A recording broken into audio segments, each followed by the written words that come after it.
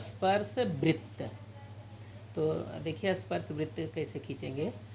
सबसे पहले कोई भी त्रिज्या लेकर के एक वृत्त खींच दिया, फिर केंद्र R लिख दिया और वृत्त पर एक बिंदु T ले लिया।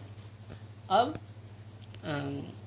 त्रिज्या या तो उससे बढ़ा दो या कम कर दो या उतना ही रखो, चलता है, लेकिन इस बार पेंसिल जो है T पे रखिए और उससे घटाना है तो थोड़ा कम कर दो और फिर वृत्त बना दो।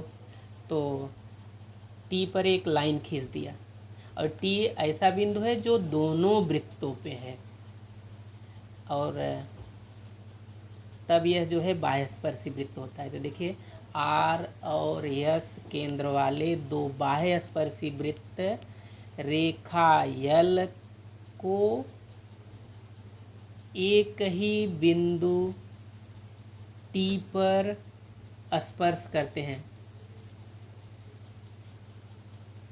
ऐसे अंतःस्पर्शी का पहले एक आप वृत्त बना देंगे, फिर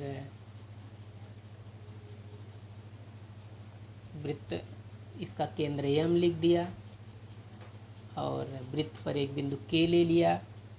हमें अंतः बनाना है, अंतःस्पर्शी, तो उससे छोटा वृत्त लेंगे, इसलिए त्रिज्या को थोड़ा कम कर देंगे और पेंसिल तो K पे ही रखेंगे और फिर एक चक्कर जो है घुमा देंगे।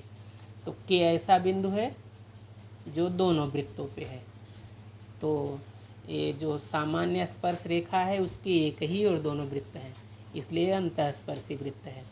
तो N तथा M केंद्र वाले दो अंतःस्पर्शी वृत्त रेखा L को एक ही बिंदु K पर स्पर्श करते हैं।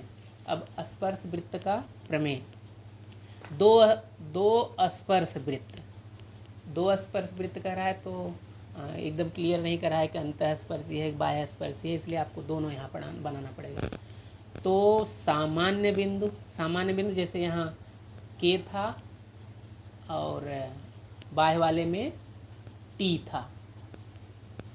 सामान्य बिंदु उन दोनों वृत्तों के केंद्रों को मिलाने वाली रेखा पर होता है, यानी R और S को मिलाया, ये दोनों वृत्तों का केंद्र है, तो उस रेखा पर कौन आया? सामान्य बिंदु T। ऐसे यहाँ दोनों केंद्रों को मिलाया तो उस रेखा पर K आया। तो ये बाह्यस्पर्शी वृत्त बना लिया, ये अंतःस्पर्शी वृत्त बना लिया। तो लिखेंगे कैसे? बिंदु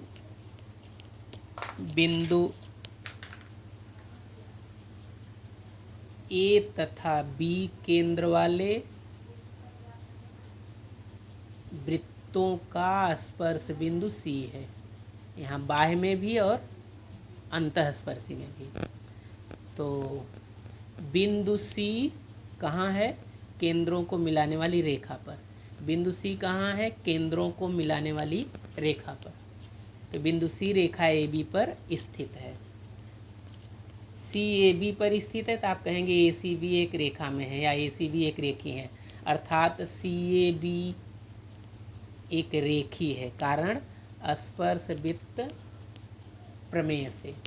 अब प्रश्न संग्रह 3.2 का पहला प्रश्न, परस्पर अंतःस्पर्श करने वाले दो वृत्तों की त्रिज्याएं 3.5 और 4.8 सेमी है, तो उनके केंद्रों के बीच की दूरी। तो अंतःस्पर्शी वृत्त बनाने आएगा आपको, बिना माप के ही बनाना है। अंतःस्पर्शी वृत्त बना दो, तो एक त्रिज्या कम है एक ज़्यादा है, तो कम वाले को छोटे वृत्त की त्रिज्या बना दो। ये जो है 3.5 है और जो 4.8 है वो बड़े वाले को, तो OA जो है बड़े वाले की त्रिज्या है।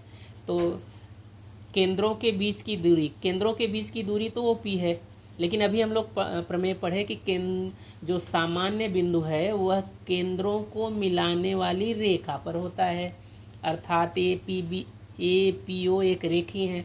जब APO एक रेखी है तो आप लिख सकते हैं OA बराबर AP धन OP।